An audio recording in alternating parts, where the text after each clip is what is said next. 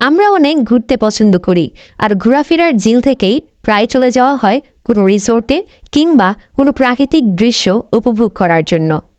কক্সবাজারে প্রতি বছরই মানুষের ভিড় লেগেই থাকে।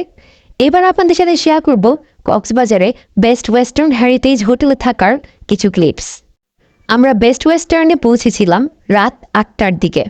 সো ফার্স্টে রাতের যেই নাইট লুকস অ্যান্ড ডেকোরেশন ছিল সেটা দেখেই কিন্তু অ্যামিউজড হয়ে গিয়েছিলাম।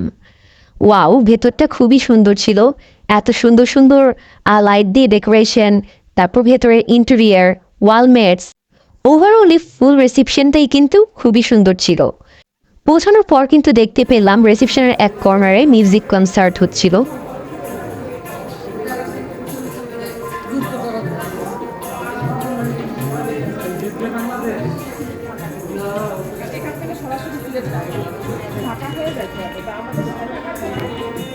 রিসেপশন থেকে আমাদের এন্ট্রি কার্ডগুলো কালেক্ট করে নিলাম। তারপর কিছুক্ষণ নিচেই বসেছিলাম। এখানে আমরা কিছুক্ষণ স্ন্যাক্স খেলাম। বিভিন্ন গ্রুপ হয়ে গল্প গুজবও কিন্তু বেশ ভালোই করছিলাম। যদিও আমরা জার্নি করে অনেক টায়ার্ড ছিলাম, তারপরেও কিন্তু রাত্রেবেলা আমরা বাইরে বের হলাম। বাইরে আমরা ডিনারটা করেছিলাম পড়শি রেস্টুরেন্টে। সো ব্যালকনি থেকে যে শটটা নিয়েছিলাম সেখানে কিন্তু কক্সবাজার শহরটা দেখা যাচ্ছিল। বেস্ট ওয়েস্টার্নের লোকেশন অরাতলি বিচের খুব কাছেই, তবে এখান থেকে কোনো সি ভিউ কিন্তু দেখা যায় না। এরপর বাইরে থেকে এসেই কিন্তু পুরো ডিপ স্লিপিং মোডে চলে গেলাম। রাতে কিন্তু হোটেলটার অনেক কিছুই ঘুরে ফিরে দেখতে পারিনি।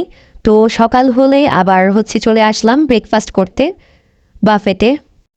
আমরা যে বুফেতে গিয়েছিলাম ব্রেকফাস্ট করতে সেটা ছিল বেস্ট ওয়েস্টার্নের ইনানি বাফেট। তো ব্রেকফাস্ট করতে যাওয়ার আগে এই ফ্লোরের যে প্যাসেজগুলো ছিল আর যেই কর্নারগুলো ছিল ভিউ করার মতন, সেগুলো কিছুক্ষণ বসে দাঁড়িয়ে ঘুরে ফিরে দেখলাম। দেন বাফেতে গেলাম। বাফেতে ছিল ব্রেকফাস্টের জন্য বেশ ভালো রকমের আইটেম। সো ফার্স্টে জুস কর্নার থেকে জুস নিলাম। দেন ছিল বিভিন্ন রকম ফুড আইটেম, যেমন এখানে রুটি, রাইস, মোটামুটি অনেক কিছুই ছিল। তো দেন টি কর্নার ছিল, কফি টি এগুলো পাওয়ার মতন। দেন স্ন্যাক্স ছিল, ফ্রুটস ছিল, তারপর মোটামুটি অনেক ধরনের আইটেম ছিল। খাওয়ার থেকে এগুলো দেখতেই বেশি ভালো লাগছিল। ব্রেকফাস্টে আরও সকাল সকাল আসলে কিন্তু আরও অনেক ধরনের আইটেম দেখা যেত, কিন্তু আমরা ঘুমিয়ে টায়ার্ড ছিলাম এবং ঘুমাতে ঘুমাতে আমাদের বেলা অনেকটা বাজিয়ে দেওয়ার কারণে কিন্তু এখানে কিছুটা কম আইটেম দেখতে পাচ্ছি। এখানে কিন্তু ব্রেকফাস্টে একটা অ্যাট্রাকটিভ অ্যারেঞ্জমেন্ট ছিল, সেটা গিয়ে এই যে এভাবে উল্টিয়ে পাল্টিয়ে ডিমের অমলেট করে দেওয়াটা।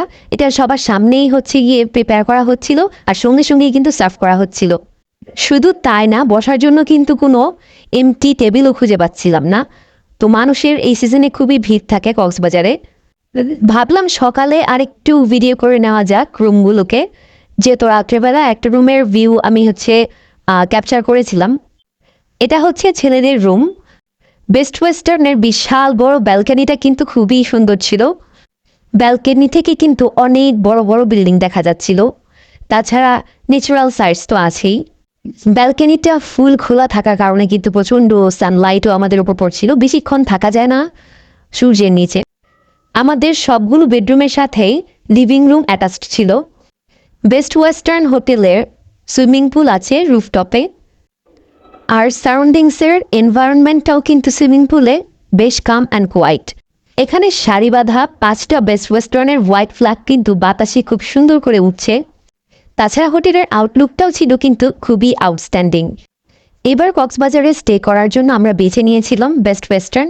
নেক্সট টাইম কক্সবাজার গেলে আরও একটা 5 স্টার রিসোর্ট বা হোটেলের সঙ্গে দেখা হবে।